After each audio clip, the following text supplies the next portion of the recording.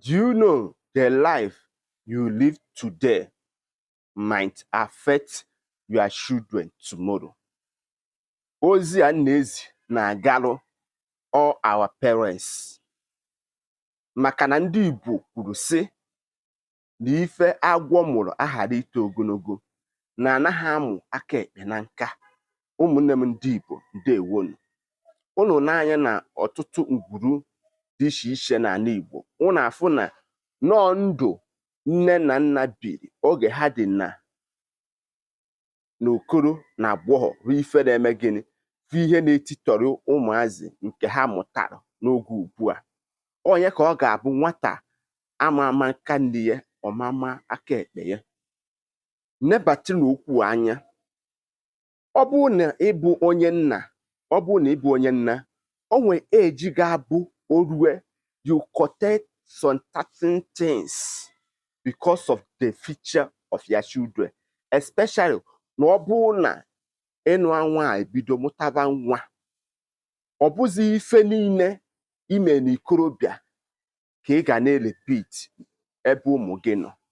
Maka na ndị be anyị sị na nne ewu na-ata akwa na nwa ya na-enere ya anya.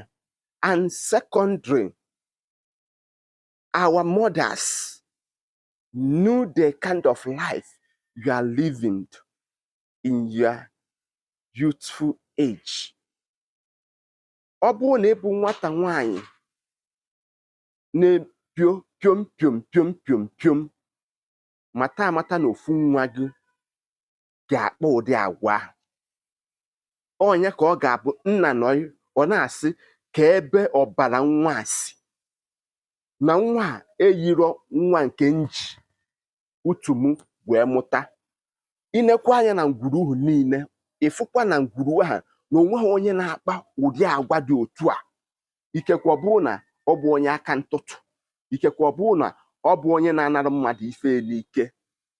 Onye ka ndị be anyị si na ife ọbụla okenye tukwana wee fụ na gị babụ nwata irigo enu akpara ọjị ịma mfụnya bụ ife. Ụmụnne m, ka anyị mara ụdị ndụ anyị na-ebi. Maka na ọ bụ na ezinụlọ eji nwata nwaanyị ọ na-esikwa ike. Maka na anaghị ajụ ụdị ndụ nna biri. Ife a na-adị ajụkebe bụ kedu ndụ nne ya biri, ka agwa nne ya kpaso di ya. Onye ka m na-ekwu na ọtụtụ ndụ anyị nwa bụ ndị nne na-ebi socha were esechi ha ụmụ anyị ndị nwaanyị aka azụ maka ịga ije di. Maka na onweghị a lifeful successful person ga-efete fụ maka nwa gị mara nwa o chefuzie ka ọ jụọ ọha ajụjụ, ka ọ jụọ ọha uche. Ajụjụ a na-ajụkarịwa bụ ebe nne nọ, ọ bụghị ebe nna nọ. E nwere ike ọ bụgodị na nna bụ onye aṅụrụma, a na-eneghe ya azụ. Mana most especially the mothers ka a na-ajụkarị ajụjụ kee ka o si were gbaso di ya agwa, kee ka o si wee bi ndụ ya oge ọ dị na agbọghọ. Ndị be anyị, ọ kwụsịkwa ka ọha n'onu. A sị tụpụrụ nkịta ọkpụkpụ hapụrụ na n'ọgụ ndị mmụọ. Ọ bụrụ na ọ bụ mbọsị mbụ ka ị na-afụ ife ozi m, asị gị nnọọ sonyere m ma gbasara m ozi m.